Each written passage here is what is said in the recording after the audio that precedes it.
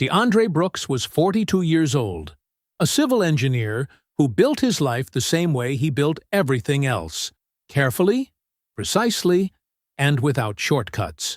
He owned a 4-bedroom home in East Memphis that had tripled in value. He had a career, a reputation, and a marriage he believed was solid. Then, one Tuesday afternoon, he came home early from a job site to check a routine invoice and discovered his checking account held $214. Not $21,400. $214. He pulled up the transaction history and sat completely still.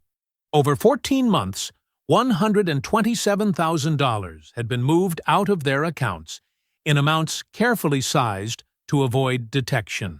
And that was only what he could see from the first screen. His wife had dressed up that morning, kissed him goodbye, and walked out the door. She had no idea he'd come home early. She had no idea what he'd just found, and she had absolutely no idea who she had spent 9 years underestimating. Before we jump into the story, comment where in the world you are watching from and subscribe, because tomorrow's story is one you need to hear. The warm Memphis sun filtered through the truck's windshield as DeAndre Brooks guided his vehicle down the familiar streets toward home.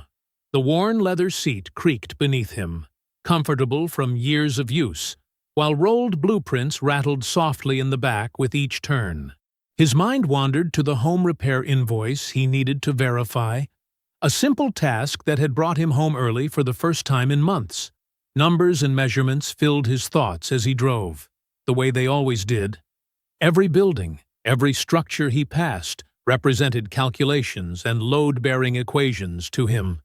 The old oak trees lining his street had their own mathematical beauty, the way their branches spread in precise angles, supporting their own weight through decades of growth.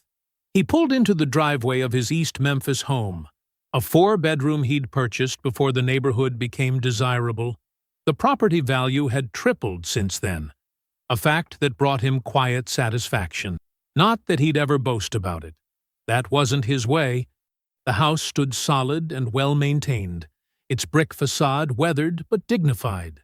DeAndre collected his laptop bag and climbed out of the truck, his work boots crunching on the gravel. The afternoon light cast long shadows across the lawn he'd mowed just 2 days ago.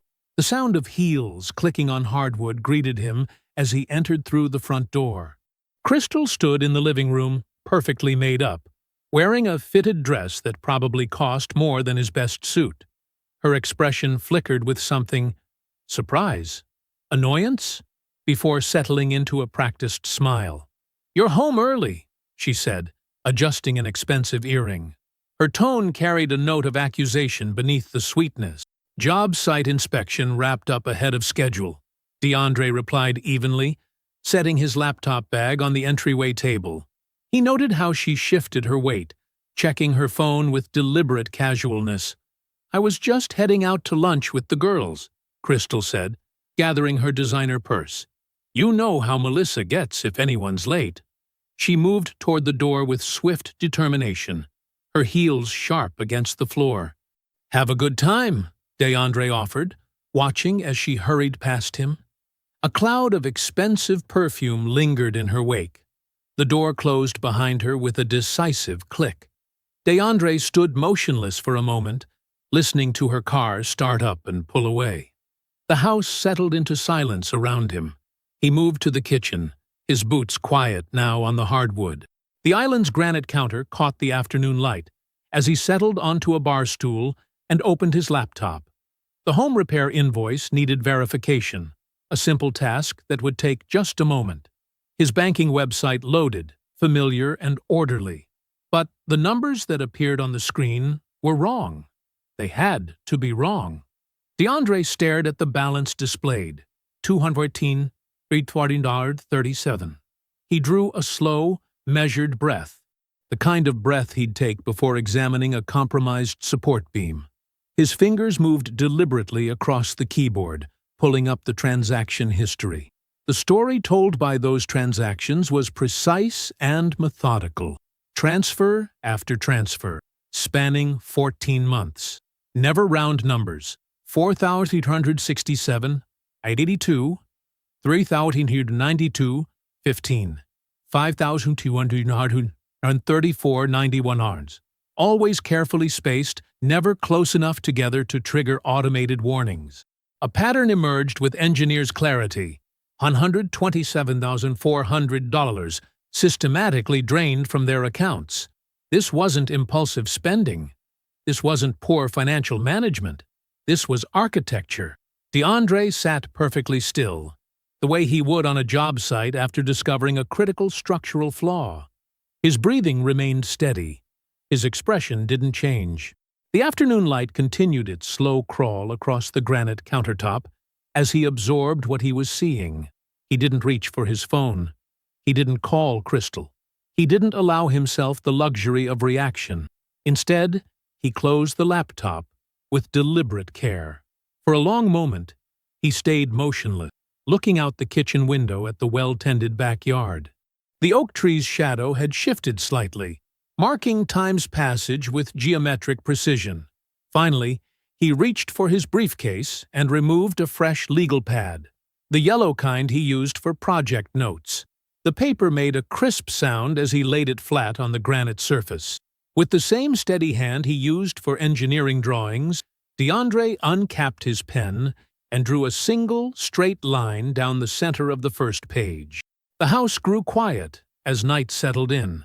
DeAndre moved methodically through each room, gathering every financial document they owned. Tax returns from the filing cabinet in his home office. Bank statements from Crystal's organization system in the kitchen. Credit card bills she'd tucked away in her vanity drawer. The home equity paperwork from the safe in their closet. The line of credit she'd convinced him to co-sign 18 months ago. He spread everything across the dining room table, the surface disappearing beneath a landscape of papers. The overhead light cast harsh shadows as he began his inventory, treating each document with the same precise attention he gave to engineering specifications. The story told by those papers was even worse than the online transactions had suggested. Crystal had moved money in 3 directions: her personal account, a joint account he'd never heard of, and cash withdrawals timed to his out-of-town work trips. The pattern stretched back further than he'd initially discovered. DeAndre documented everything in his precise engineer's handwriting, filling the legal pad with columns of dates and amounts. His hand remained steady even as the numbers grew. He worked like he was examining a compromised foundation. No emotion, just careful assessment of structural damage. When he found the name D. Farrell on bank transfers, he paused. The dining room's silence felt heavier as he opened his laptop and typed the name into Google. The search results painted a clear picture. Dominic Farrell, real estate developer. The man's LinkedIn profile showed him standing confidently in front of a new construction project, his smile practiced and polished. DeAndre studied that smile for a long moment, his face betraying nothing. Then he returned to the documents, moving through them with renewed focus. The home equity line of credit paperwork revealed the deepest betrayal. The HELOC had been maxed out 8 months ago, $85,000 drawn down in carefully spaced increments. Each draw request bore Crystal's flowing signature, but it was the notary section that made DeAndre's hand pause. There, in clear black ink, was Virginia Whitfield's name and notary stamp. Crystal's mother hadn't just known about the scheme. She'd actively participated in it, lending her notary credentials to facilitate the fraud. The same woman who'd spent 9 years treating him with barely concealed disdain had helped her daughter steal from him. DeAndre sat back in his chair, letting this new information settle. The dining room clock ticked steadily, marking time as he processed what he'd discovered. His discipline held. No outburst, no visible reaction, just the quiet absorption of facts. At 11 p.m., he picked up his phone and called Tanya Ellison. They'd been friends for 20 years, since they were both starting their careers. She answered on the second ring, her voice alert, despite the hour. "Crystal's been cleaning me out," he said without preamble. Has been for over a year. She's got a man. The line went quiet for exactly 3 seconds. DeAndre could almost see Tanya controlling her expression, holding back 9 years' worth of unspoken thoughts about Crystal. "Tell me what you have," she said finally, her tone shifting to professional precision. DeAndre laid out everything he'd found: the systematic transfers, the hidden accounts, the maxed-out HELOC, Virginia's notary signature. Tanya listened without interrupting, the way she did when reviewing complex contracts. "Don't touch anything else tonight," she said when he finished. "Don't confront her. I'll be there Saturday morning." After hanging up, DeAndre carefully returned every document to its original location. His movements were measured, leaving no trace of his investigation. The dining room table cleared. He climbed the stairs to their bedroom. Crystal was already asleep, her breathing soft and regular. She'd removed her makeup, looking younger in the dim light filtering through the curtains. DeAndre changed into sleep clothes and lay down beside her, as he had every night for 9 years. The ceiling above held no answers as he stared up at it in the darkness. His body remained perfectly still, not even his breathing betraying the weight of what he now knew. The same discipline that made him an exceptional engineer kept him motionless as the night hours crawled past. Wednesday morning arrived with the same rhythm it always did. DeAndre rose at 5:30, his movements quiet and controlled. In the kitchen, he measured coffee grounds with precision, the familiar scent filling the space as hot water dripped through the filter. He heard Crystal's footsteps on the stairs just as he finished pouring 2 cups. She appeared in her silk robe, hair slightly mussed from sleep. DeAndre handed her the coffee. Cream, no sugar, just as she liked it. He kissed her cheek, the gesture as natural as it had been every morning for 9 years. If Crystal noticed anything different in his manner, she gave no sign. She was already scrolling through her phone, half focused on some social media feed. "Might be late tonight," he said, his voice steady. "Walter wants to review the bridge proposals." Crystal made a non-committal sound, not looking up. DeAndre gathered his things, laptop, blueprints, site jacket, and headed out to his truck. The morning air held the first hint of fall, crisp against his skin. The engineering firm's offices occupied the 3rd floor of a modern glass building downtown. DeAndre rode the elevator in silence, his mind cycling through the sequence of tasks ahead. The weight of 30 sleepless hours sat behind his eyes, but his focus remained sharp. Walter Odom was already at his desk when DeAndre knocked on his office door. The older man looked up, his reading glasses perched on his nose. "DeAndre, early bird as usual. Got a minute?" DeAndre asked, closing the door behind him. Walter gestured to the chair across from his desk. They'd had countless conversations in these same positions over 15 years. Discussing projects, reviewing plans, building the kind of professional trust that needed no fanfare. "I want to accept the partnership offer," DeAndre said simply. Walter's eyebrows rose slightly. He removed his glasses, studying DeAndre's face. "You've turned it down twice in 2 years. Said you preferred working directly with the projects, keeping things simple. Circumstances changed." Walter nodded slowly, not pressing for details. That was their way. Professional respect that didn't require personal disclosure. He opened his desk drawer and removed a folder DeAndre recognized. The partnership agreement had been waiting, updated each quarter, for 2 years. "Signing bonus is $90,000, Walter said. "Salary restructure takes effect immediately. We'll need to schedule the formal partner vote, but that's a formality at this point. I'd appreciate it if we could keep the paperwork off the shared HR portal for now," DeAndre said, "until everything's finalized." Walter's eyes sharpened slightly, but he nodded. "Your file, your call." DeAndre signed where indicated, his signature as precise as his blueprints. Walter witnessed each page, then returned the folder to his desk. "Welcome to the next level," he said simply. The First Tennessee Bank branch opened at 9. DeAndre waited in the parking lot, reviewing emails on his phone until the doors unlocked. Inside, he approached the personal banker, who had helped him open his private account 4 years ago. Crystal had been pushing to be added to his retirement accounts back then. He'd opened this account instead.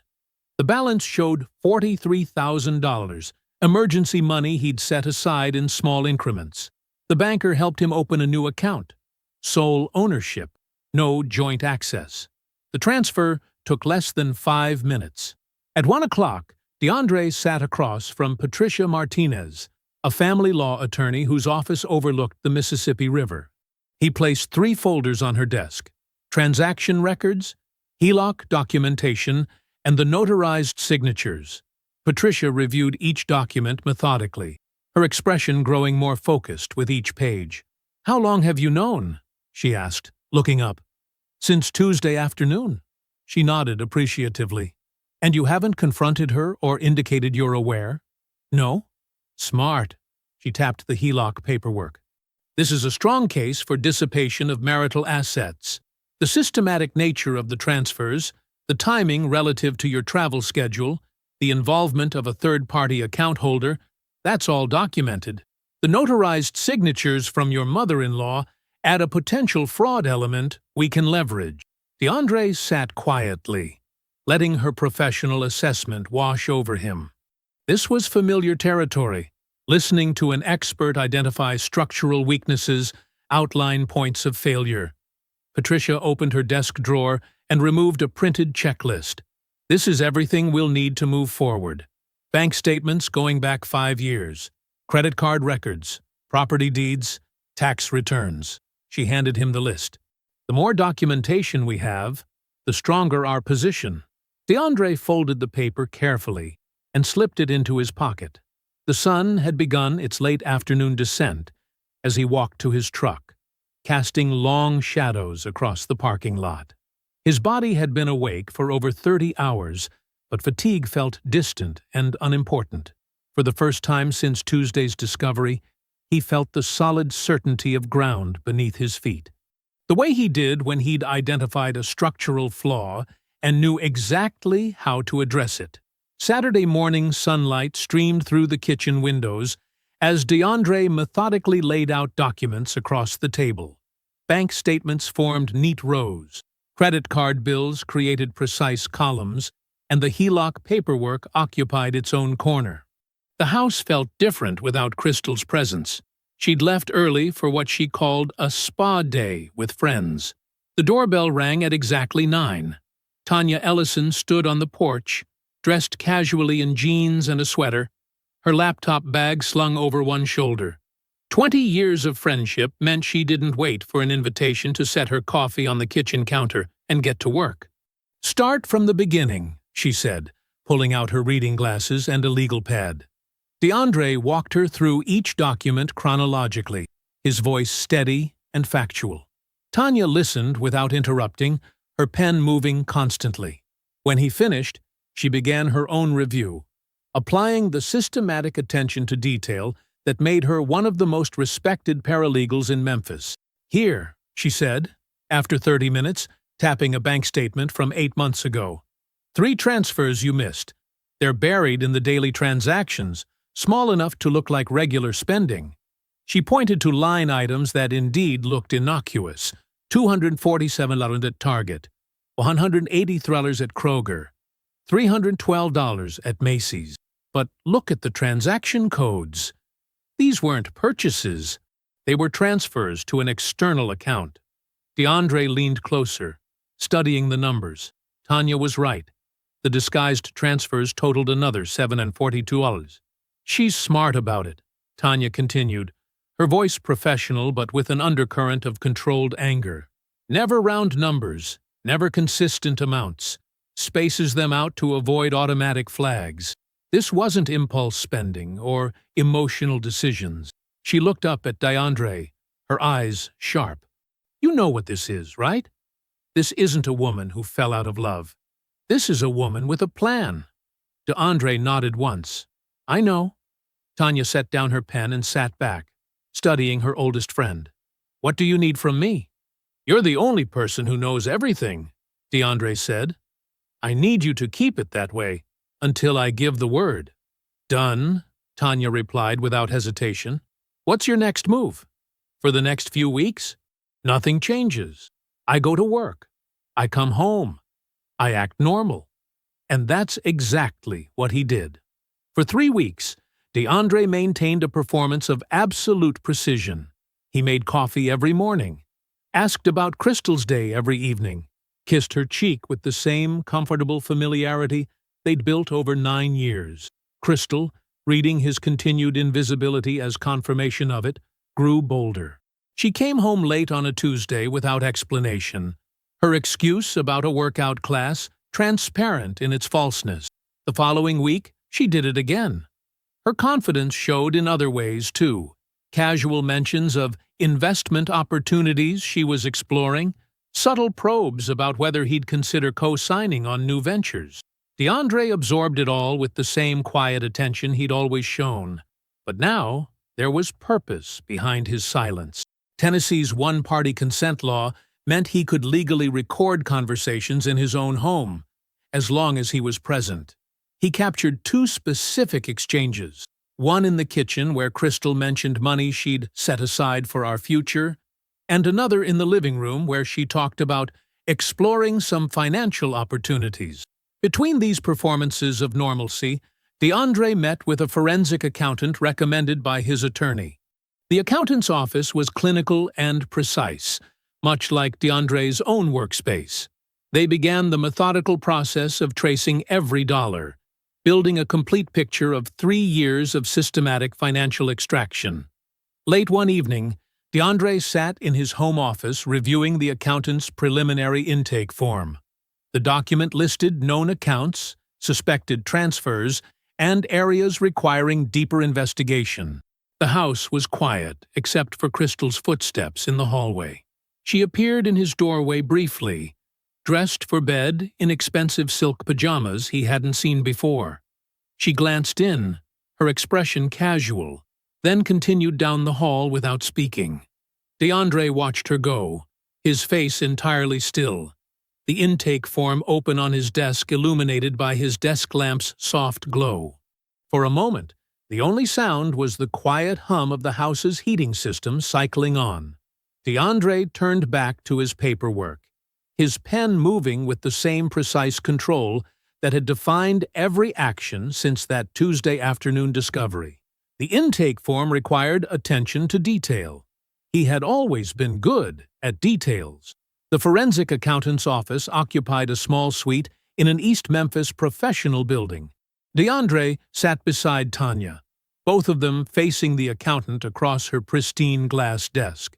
The morning sun cast long shadows across stacks of financial documents and spiral-bound reports. The timeline is significantly longer than initially suspected, the accountant began, opening the primary report. We traced the first irregular transfer to 3 years ago, not 14 months. She turned the report toward them, pointing to a highlighted entry. It begins here, 6 months after a $40,000 project bonus was deposited into your joint savings account. DeAndre remembered that bonus clearly. Crystal had been particularly insistent about putting it in their joint savings, arguing it would be good for their future. He'd agreed, thinking her enthusiasm meant shared financial planning. The reality laid out in the report told a different story. The total amount diverted is $162,000, the accountant continued, flipping through meticulously documented transfers. The pattern shows careful spacing and strategic timing. Most notably, she pulled out a calendar overlay. 28 of the larger transfers align precisely with your documented work travel dates. Tanya leaned forward, studying the calendar. She tracked his schedule. Yes, the accountant confirmed, but that's not the most significant finding. She produced a separate folder containing printed emails. These were obtained through subpoena of Ms. Brooks's personal email accounts. They revealed direct communication between your wife and Dominic Farrell regarding transfer timing and amounts. DeAndre took the emails, reading them with the same careful attention he gave engineering specifications. Crystal and Dominic had discussed optimal transfer amounts to avoid bank alerts. They had coordinated timing to minimize detection risk. Dominic had explicitly referenced your husband's travel schedule in suggesting windows for larger movements of money. Mr. Farrell was not merely receiving funds, the accountant explained. He was actively directing their extraction and concealment. He acknowledged your existence, your marriage, and participated in designing the fraud structure. What's the legal implication? Tanya asked, her paralegal training focusing immediately on liability. Mr. Farrell's emails transform him from passive beneficiary to active conspirator, the accountant replied. He's exposed to civil action for conspiracy to commit financial fraud and tortious interference with the marital estate. DeAndre absorbed this silently, his engineering mind automatically mapping the structural implications. Each email was a documented connection. Each explicitly acknowledged transfer was a provable act. The system of fraud had its own blueprint, and Dominic had signed his name to it. After the meeting, DeAndre walked Tanya to her car. The parking lot was quiet. Morning traffic humming distantly on Poplar Avenue. He waited until they were alone to make the call she knew was coming. "Walk me through Dominic's exposure," he said simply. Tanya leaned against her car door, laying it out with professional precision. "Civil judgment will be substantial. He'll have to repay his portion of diverted funds plus potential punitive damages. The conspiracy angle opens him to additional penalties, but that's not what will hurt him most." She paused, making sure DeAndre understood the cascade effect. "These emails enter the public record when we file. His development partners will see them. The state licensing board will see them. His entire business model depends on trust and professional reputation. This breaks both." DeAndre nodded once, processing the implications. "Thank you." That evening, sitting in his home office with the forensic report secured in his locked desk drawer, DeAndre made another call. His voice shifted into casual warmth as Jerome Whitfield answered. "Hey, Jerome. Got an extra ticket to the Grizzlies game next Friday if you're interested. Corporate seats, center court." "For real?" Jerome's enthusiasm was genuine. "Man, I haven't been to a game all season. Count me in." They chatted easily about the team's prospects, about Jerome's work, about nothing in particular. DeAndre kept his tone light and friendly, giving no indication that the invitation was anything but spontaneous generosity. When they hung up, he sat for a moment in his quiet office, looking at the phone. The blueprint was taking shape. Each element, the forensic report, the subpoenaed emails, Jerome's involvement, represented a carefully positioned support. The structure would hold. DeAndre had made certain of it. The FedEx Forum hummed with game night energy. DeAndre and Jerome sat in the premium seats, close enough to hear sneakers squeaking on hardwood. They shared nachos and talked easily, like men who'd known each other for years through family connection, but were just now finding their own rhythm. "Man, these seats are something else," Jerome said, shaking his head appreciatively. "Walter hooks you up right. Firm keeps them for client meetings," DeAndre explained. Tonight, they were free. They watched the first quarter, discussing player stats and season prospect. During a timeout, Jerome mentioned his latest construction project, a strip mall renovation in Cordova. The conversation flowed naturally to real estate development. "Mom's actually getting into that space lately," Jerome said, taking a sip of his beer. "She's been talking about some investment group. That developer, Farrell, I think. Dominic Farrell. Says he's got some promising projects coming up." DeAndre kept his expression neutral, but his mind instantly mapped the connection. Virginia Whitfield wasn't just a witness on fraudulent documents. She had a direct financial stake in Dominic's ventures. The web of deception stretched wider than Crystal alone. "Good returns?" DeAndre asked casually.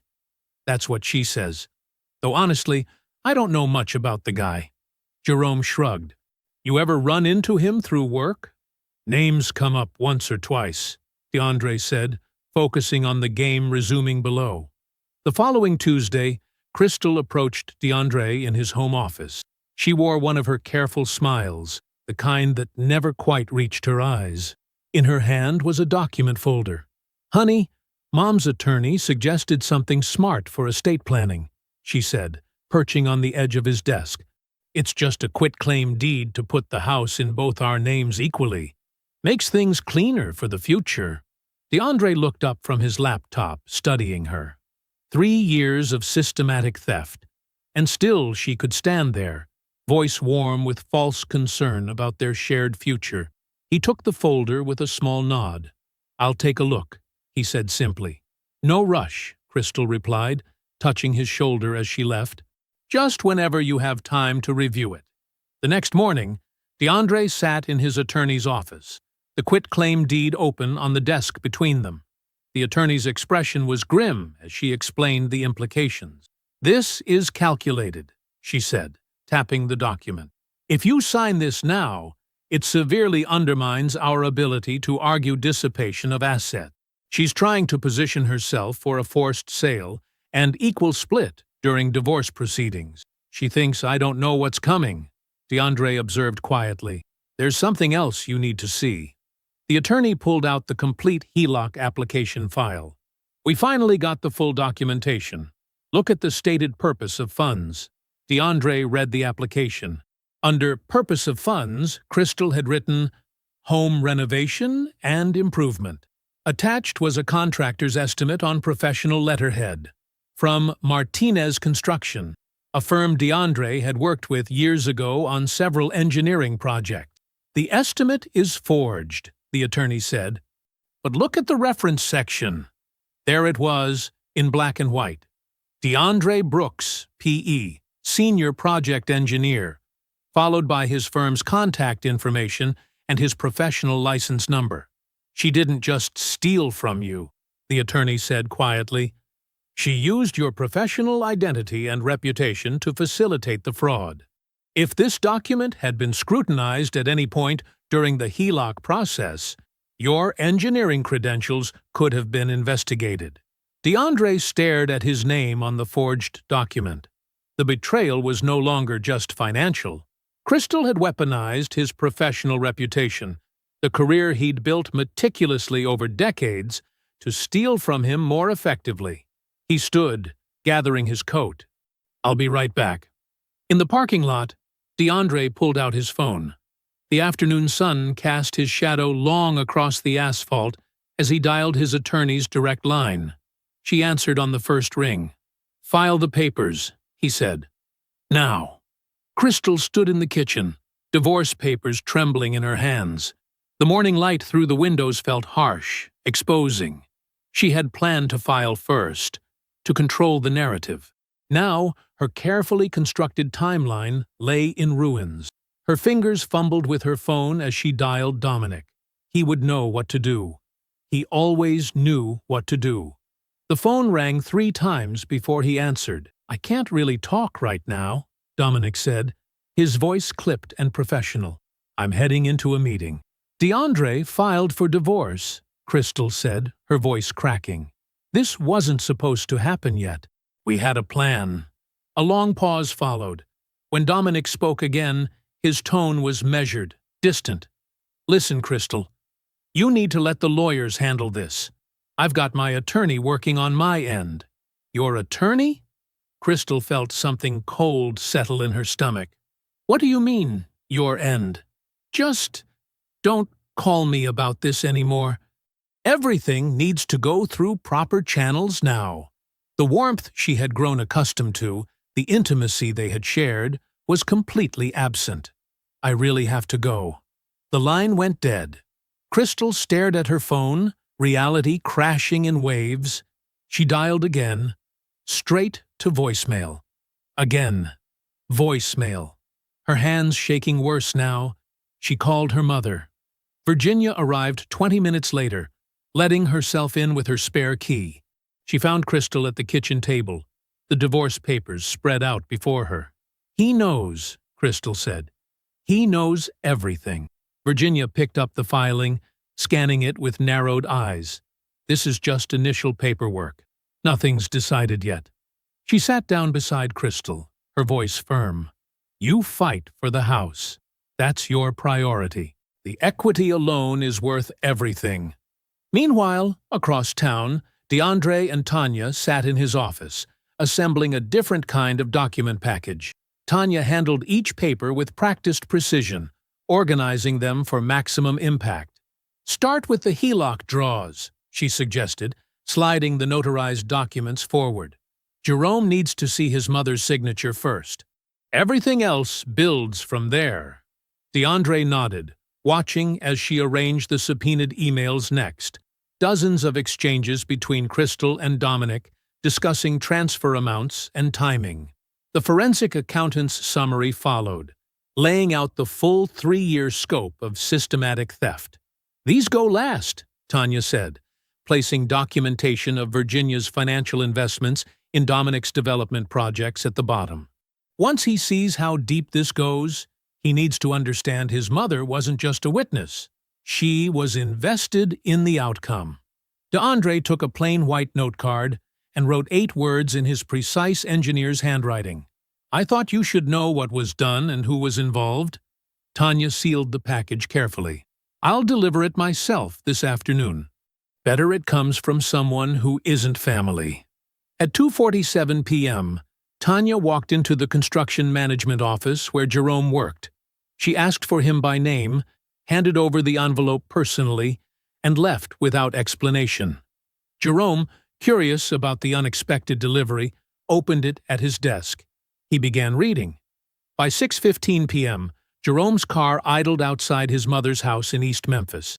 The package lay open across his lap, the final page illuminated by the fading daylight. A detailed accounting of Virginia Whitfield's financial stake in Dominic Farrell's development project.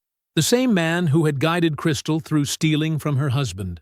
The same man his mother had invested with while helping facilitate the fraud. The street was quiet. Sprinklers ticked on manicured lawns. Through the front window, Jerome could see his mother moving around her kitchen, preparing dinner. Unaware, her son sat outside wrestling with the weight of her choices. The documents told a story of calculated betrayal. Not just Crystal's betrayal of her marriage, but his mother's betrayal of basic decency. Virginia hadn't just witnessed fraudulent documents. She had invested in the man helping her daughter steal from DeAndre. She had chosen complicity at every step. Jerome sat there as the sun set, as porch lights began clicking on up and down the street. The truth was a physical presence in the car with him, demanding acknowledgement, demanding action. Finally, he gathered the papers and got out of the car. The walk to his mother's front door felt longer than usual, heavier. Each step carried the weight of what he now knew, what he had to say. He reached the door and rang the bell. Virginia looked up from her cooking as Jerome entered the kitchen. Her smile faded when she saw his expression. Without a word, he laid the document package on her granite countertop, spreading out the papers one by one. "What's all this?" Virginia asked, wiping her hands on a dish towel. Jerome said nothing. He simply pointed to her notarized signature on the HELOC documents, then to the financial records showing her investment in Dominic Farrell's project. The only sound was the soft bubbling of something on the stove. "Jerome," Virginia began, her voice taking on the reasonable tone she'd used throughout his childhood when explaining away uncomfortable truths. "You have to understand. Everything I did was to protect Crystal's future. Protect her future." Jerome's voice was flat. "By helping her steal from her husband?" "That money was as much hers as his," Virginia said, straightening her spine. "She contributed to that marriage, too." "By doing what, exactly?" Jerome asked. "Living in the house he bought? Spending the money he earned while he worked 60-hour weeks?" He tapped the HELOC paperwork. "This is fraud, Mom. You witnessed fraudulent documents. You invested with the same man who helped Crystal drain DeAndre's accounts. Dominic Farrell is a respected businessman. Dominic Farrell helped your daughter systematically steal from her husband for 3 years, Jerome cut in. And you knew. You didn't just know. You helped make it happen. I was protecting my daughter's interests. No. Jerome's voice grew harder. You were helping Crystal betray a man who has shown nothing but respect to this family. A man who worked his way up from nothing, who never once looked down on us, who treated your daughter like a queen. He spread out the email exchanges between Crystal and Dominic. And you helped her steal from him so she could run off with this man. Virginia stared at the documents, her composure cracking slightly. You don't understand? I understand perfectly, Jerome said. I understand that you and Crystal thought you could use DeAndre until something better came along. I understand that you helped facilitate fraud because you never thought he was good enough for this family. He gathered the papers back together.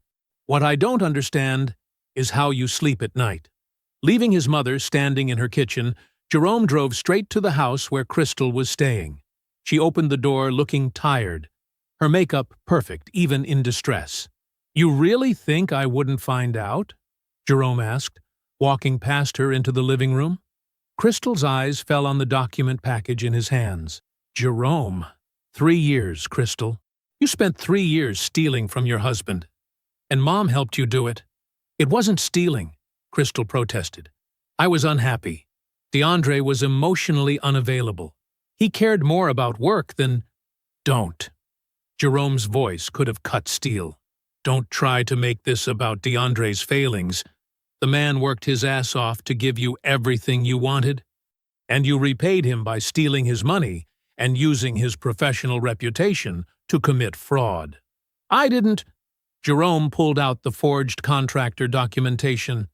This has his name on it, his professional credentials. You could have destroyed his entire career. He looked at his sister hard. And for what? For Dominic? The man won't even take your calls now, will he? Crystal flinched. Jerome saw the truth of it in her face. Tell me something, he said quietly. Was any of it real? The marriage? The family dinners? The holidays?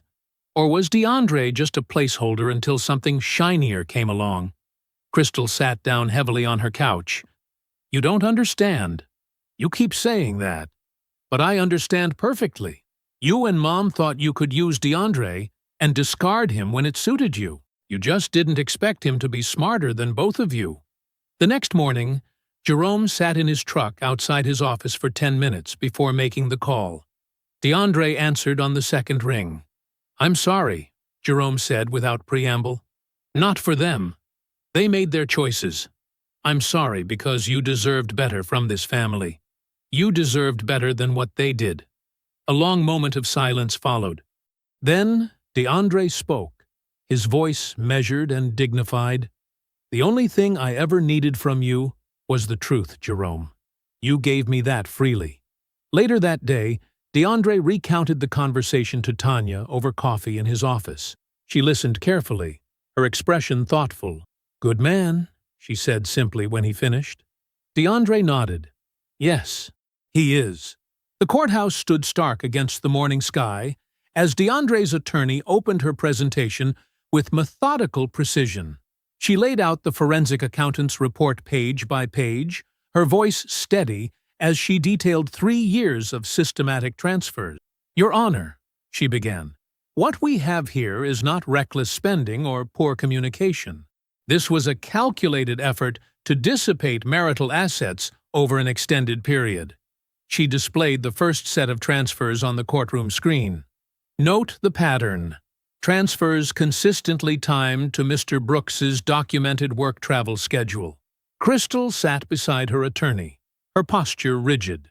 She wore a conservative black dress, her makeup perfect, but her hands betrayed her tension as they twisted a tissue in her lap. Crystal's attorney stood, adjusting his tie. Your Honor, my client had every right to manage joint marital funds. There was no restriction on these accounts. The judge, a woman in her 60s with steel-gray hair, looked up from the documents. Are you suggesting, Counselor, that systematic transfers timed to your client's husband's absence constitute normal asset management? My client was an equal partner in this marriage. Then, perhaps, the judge interrupted, you can explain these emails. She held up the subpoenaed correspondence between Crystal and Dominic Farrell, specifically the ones where Mr. Farrell provides detailed instructions on transfer timing to avoid detection. Crystal's attorney faltered. The judge continued reading. Keep the amounts under $10K and space them at least 8 days apart, she quoted. That's Mr. Farrell writing to your client, is it not? The courtroom fell silent. DeAndre sat perfectly still, his face composed, watching Crystal's careful facade begin to crack. The court finds clear evidence of dissipation of marital assets, the judge declared. The house, held solely in Mr. Brooks's name, is awarded to him without offset. Mrs. Brooks's claim to equity is denied. She looked directly at Crystal. Furthermore, the court orders structured repayment of $162,000 in dissipated funds. As the judgment was read, across town, Dominic Farrell's carefully constructed world was unraveling. The civil suit filing, now public record, had caught the attention of his development partners. The emails, directing Crystal's systematic theft, raised serious questions about his business practices. We need a full audit, Thomas Chen, his largest investment partner, demanded over speakerphone. These emails suggest a pattern of financial manipulation that could extend beyond this incident. Dominic sat in his corner office, watching his reflection in the floor-to-ceiling windows grow paler. Thomas, this was a personal matter that shows you knowingly facilitated theft of marital assets, Thomas cut in. The State Board has already contacted us about your developer's license review. By afternoon, the Madison Square Partnership, Dominic's largest development project, had formally dissolved. The audit, demanded by his remaining partners, revealed irregularities that prompted further investigation. The civil judgment, when it landed, forced Dominic to return a substantial portion of the transferred funds. His carefully cultivated image of success crumbled as quickly as his projects stalled. Virginia Whitfield faced her own reckoning. Her attorney laid out her exposure bluntly. The notarized HELOC documentation, her signature witnessing fraudulent draws, her financial ties to Dominic's projects. The criminal exposure here is significant, her attorney explained. My strong recommendation is to settle immediately and completely. The settlement, when Virginia signed it, represented most of her retirement savings.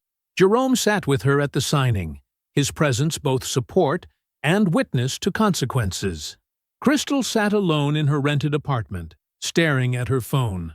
The civil judgment paperwork lay spread across her coffee table, a detailed accounting of everything she'd lost. Her finger hovered over Dominic's number. She pressed dial. It rang once, twice, 3 times, then clicked to voicemail, as it had every time for weeks. She looked around the empty room. No artwork on the walls, no photos, nothing of the life she'd planned. The reality of what she'd been to Dominic settled over her like a heavy blanket. Not a partner, not a future, just a convenient tool for accessing money that wasn't hers. She'd destroyed a loyal marriage for a man who'd used her as efficiently as she'd used DeAndre. The phone slipped from her fingers onto the civil judgment papers. In the silence of her apartment, the truth was deafening. The gravel crunched under the tires of DeAndre's new Ford F-150 as he pulled up to the bridge construction site. Same reliable model he'd always driven, just newer. No chrome, no extras. Pure function, like everything else in his life.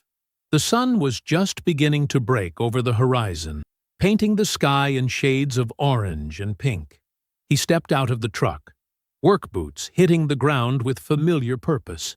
The rolled blueprints under his arm contained the latest revisions for the $50 million bridge reconstruction project, the largest contract the firm had handled in its 30-year history. The morning air was crisp, carrying the scent of fresh concrete and river water. 18 months had rewritten everything, but looking at DeAndre, you wouldn't know it. He wore the same type of work shirt, same steel-toed boots, same quiet focus. The only difference was in his shoulders, a subtle but unmistakable ease that came from standing on ground that was entirely his own. The senior partnership had come with its own office, the kind with a view that Crystal would have loved to brag about at her mother's dinner parties. DeAndre had accepted it without ceremony, the same way he'd accepted Walter's retirement announcement 3 weeks ago. "You're ready," Walter had said simply, and DeAndre had nodded, understanding everything that wasn't being said. His new house sat on the west side of Memphis, smaller than the East Memphis home Crystal had used as leverage, but solid. Clean lines, good bones, no debt. He'd bought it outright. Every document bearing only his name. The closing attorney had raised an eyebrow at the cash purchase, but DeAndre had simply signed where indicated. He'd learned the value of owning things completely. Tanya came over most Friday nights now, a routine that had evolved without discussion. She'd arrive with a bottle of wine, usually red, and he'd have something cooking, nothing fancy, just honest food made well. They'd talk about work, about life, about nothing in particular. Sometimes they sat in comfortable silence, the kind that only exists between people who have seen each other's truth and stayed anyway. Last Friday, she'd brought up Crystal for the first time in months. "Heard she's back in Nashville," Tanya had said, not looking up from her glass. DeAndre had nodded, continued stirring the pot of gumbo. The news landed without weight. Crystal's whereabouts were no longer a measurement that mattered in his world. Jerome called regularly, usually on Sunday evenings. Their friendship had grown from the ashes of betrayal into something neither man had expected, a connection built on mutual respect and the shared understanding that doing the right thing often came at a personal cost. They talked about work, about Jerome's kids, about the Grizzlies season. They never talked about Crystal or Virginia. Some chapters didn't need revisiting. DeAndre walked the length of the partially completed bridge deck, his boots leaving temporary marks on the fresh concrete. The river flowed 70 feet below, its current strong and constant. The water didn't care what had happened in the past 18 months. It just kept moving, the way time did, the way life did when you let go of what didn't matter. He thought about the man Crystal thought she'd married, the quiet one, the steady one, the one too focused on structure to notice deception. She'd confused his silence for simplicity, his patience for passivity. She'd never understood that his engineering mind saw everything: load-bearing points, stress fractures, the precise moment when structure would fail. The site foreman approached with a question about the support beam specification.